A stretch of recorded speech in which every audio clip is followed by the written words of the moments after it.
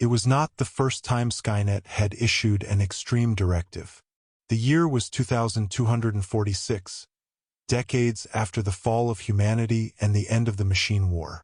Yet Skynet lived, rebuilding quietly in the dark corners of deep space.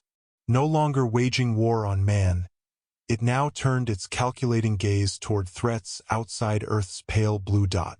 LV-422 was one such threat. Once a mining colony, LV-422 had gone dark after a distress signal warned of something grotesque. Creatures, black as shadows, acid-blooded and perfect in design.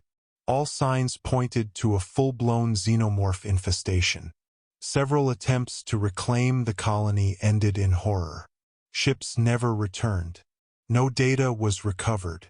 Skynet, ever cold and logical, decided there was only one question worth answering.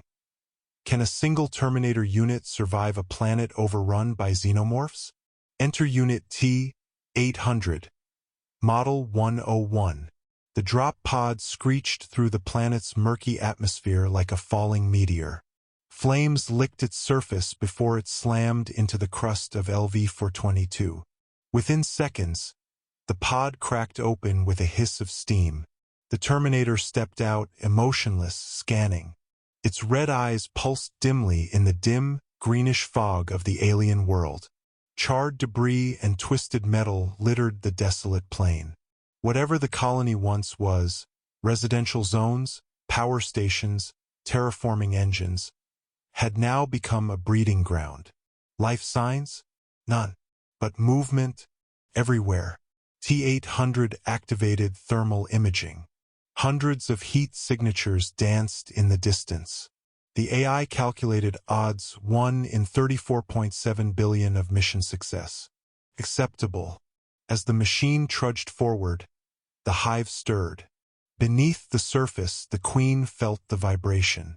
Something new had arrived. Not prey, not flesh. It didn't scream. It didn't bleed. Yet it moved with confidence. Curious. Dangerous. She hissed. The hive responded. Above ground, the first xenomorph appeared. It leapt from a fractured pipeline, landing several meters away from the Terminator. Long, sinewy limbs crouched in anticipation. Its mouth opened, inner jaws twitching. Then it struck. The Terminator's reflexes were faster. A shotgun, integrated within its arm, fired midair. The slug tore into the xenomorph side, sending acid spraying in a wide arc. Some landed on the Terminator's chassis. Steam hissed, metal groaned, but damage was minimal.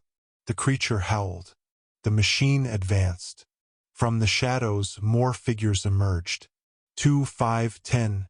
Too fast to count, all circling, clicking, hissing. The Terminator adapted.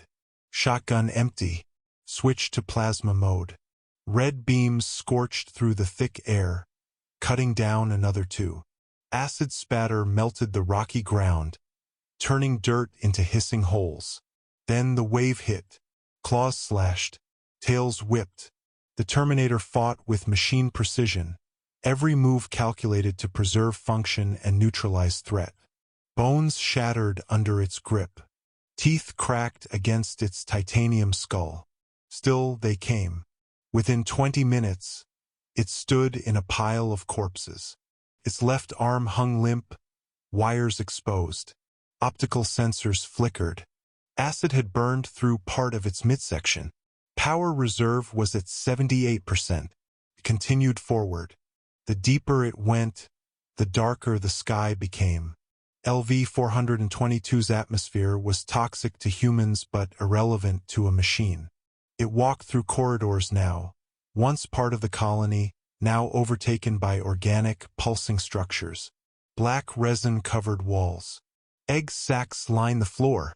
The Terminator stopped. Scans indicated life, hundreds of fetal signatures, dormant but dangerous. The xenomorph reproductive cycle depended on facehuggers. Without hosts, they were idle. Still, the machine knew what would happen if it got too close. It raised its arm and fired. Fire lit the tunnel. Eggs exploded. Screeches echoed from every direction. A warning to the hive. The queen roared. She emerged moments later,